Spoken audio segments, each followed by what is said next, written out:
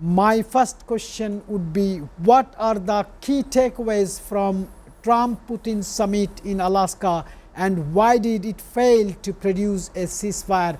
On the other hand, you know the development, what took place yesterday in White House. Volodymyr Zelensky met with the US President Donald Trump, including the European leaders. What are your observations and what the prospects you see in these couple of meetings, sir? Well, thank you for this opportunity. I would say that, as most independent experts agree, this summit was more a sort of photo op or like a reality TV show, where Putin, of course, wanted to be rehabilitated, to be reintroduced into the international community, because that's been his objective to go back to a form of parity with the United States, like in the good old days of the Cold War. So in that sense, this was successful for Putin. Trump, of course, tries always to get credit for any of his initiatives, but the overall result, of course, certainly didn't make peace in Ukraine any closer.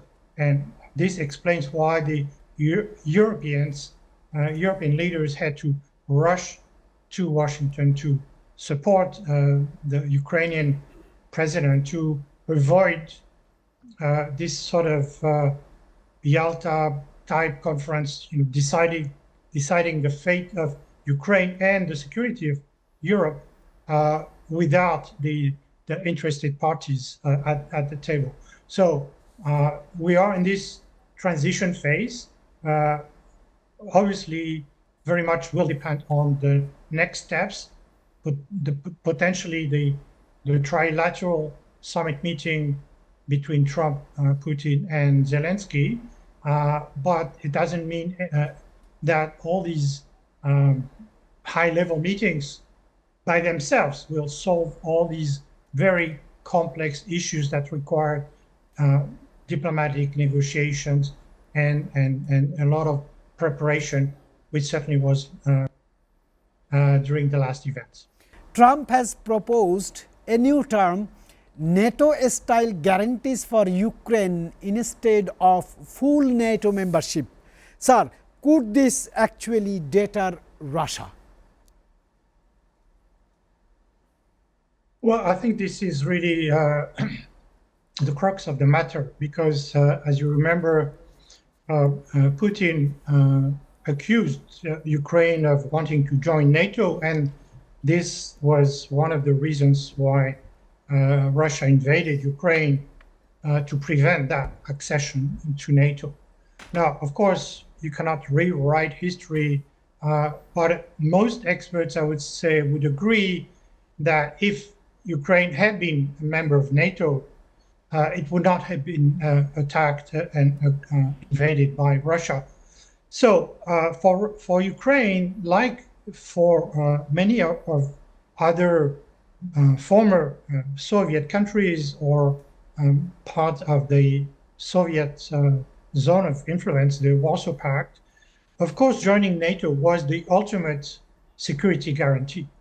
And the fact is that those, including neutral countries like Sweden and Finland, that are close to Russia and decided to join NATO after the invasion of Ukraine, because they felt that their security would be better protected by NATO. Now, if obviously Trump doesn't want to antagonize Putin, and of course he cannot support accession of Ukraine to NATO now. And by the way, there were all the other members of NATO that were reluctant, including France and Germany. So this idea of accession of Ukraine to NATO was never very real, very realistic, and therefore it was a pretext used by Putin. Now, actually, no one could prevent any NATO country including the United States, to have a bilateral defense agreement with NATO and offer Ukraine this security assurance that in case of attack by Russia, then Ukraine would be supported by those countries. And that may take several forms. There can be pre-deployment of forces or within Ukraine or outside Ukraine. Now, obviously, for, I would say, people who support multilateralism, respect for international law, the best solution would be to have United Nations peacekeeping forces deployed. Unfortunately, it was a missed opportunity when the Minsk agreements were negotiated by Germany and France with Russia after the invasion and annexation of Crimea. Of course, the OSCE, the Organization for Security and Cooperation in Europe, was involved in monitoring the border, but it was not very effective, doesn't have a lot of resources.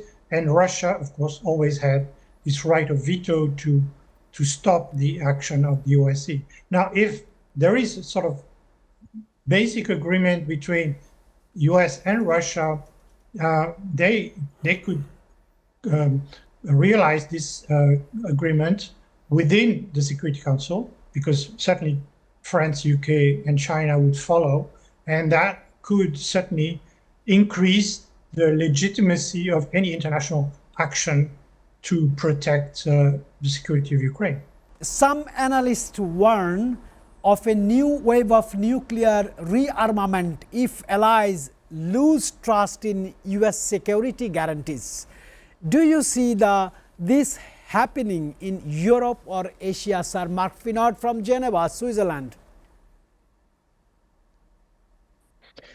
Yes, of course, this is a sort of continuous trend, which has been aggravated by Trump's diplomacy already in his first term, because previously the United States withdrew from bilateral nuclear agreements with Russia under Bush, for instance, but also Trump withdrew from the INF treaty, which really prevented the deployment of intermediate missiles, mostly in Europe, and also from the Iran nuclear deal and many other agreements or international organizations.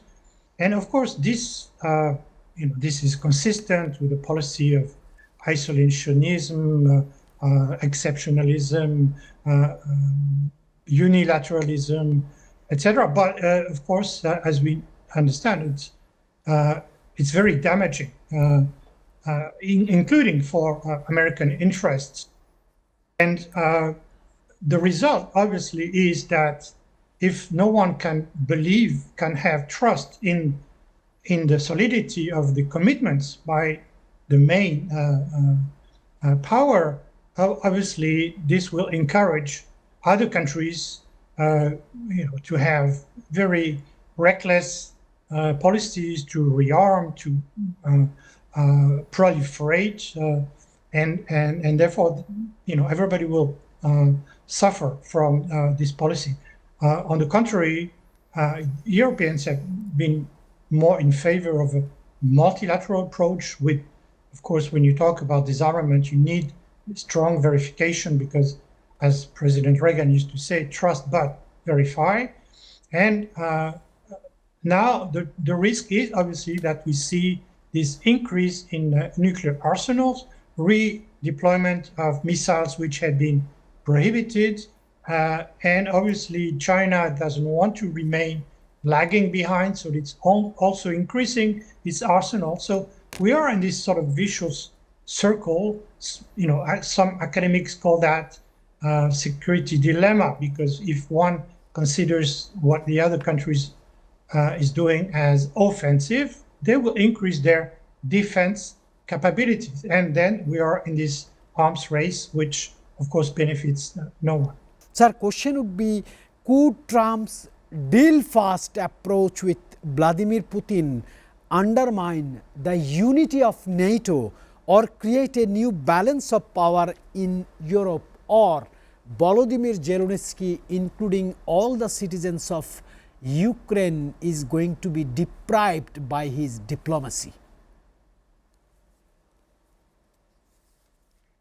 Yes, actually, what you can see, I mean, yesterday's meeting in Washington is an illustration of this, that the Europeans don't trust the guarantee that the United States has been ensuring for European security, which is not a form of philanthropy or generosity, but because the United States and Europeans share the same values, they have the same heritage from the Second World War. They consider their security as a whole, and therefore that's why you have this famous Article 5 of NATO. If one member is attacked, all the others should support him. And by the way, historically, this article was invoked only once. It was for the benefit of the United States after the attack of 9/11. So now the Europeans, of course, fear a sort of disengagement from the United States, reduction of support, and this is why they are discussing the strengthening of the European pillar, the increase in military budget, and of course, at this stage, it seems a little bit difficult to imagine that they could take over the share of the United States. Of course, the United States is the largest military power in the world, with almost half of the world military spending, and its presence in Europe has been a key element of European defense. Now, if this were to actually happen, a withdrawal from by the United States, then of course you still have two countries with nuclear weapons, UK and France. And although I'm a strong advocate of nuclear disarmament, this is a reality that Russia certainly now is obliged to take into account. And by the way, in all its calculations and even threats, Russia has also taken this factor into consideration.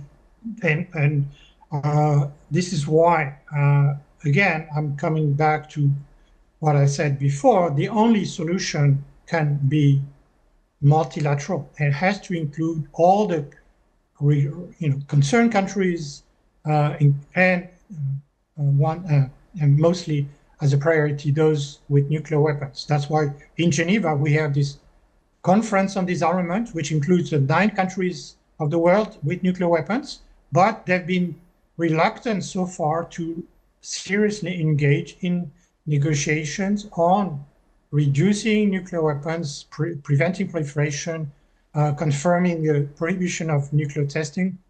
And again, this is a terrible missed opportunity, because the alternative is what we see, arms race and increase in the risk of use of nuclear weapons, intentionally, accidentally, through any form of misperception.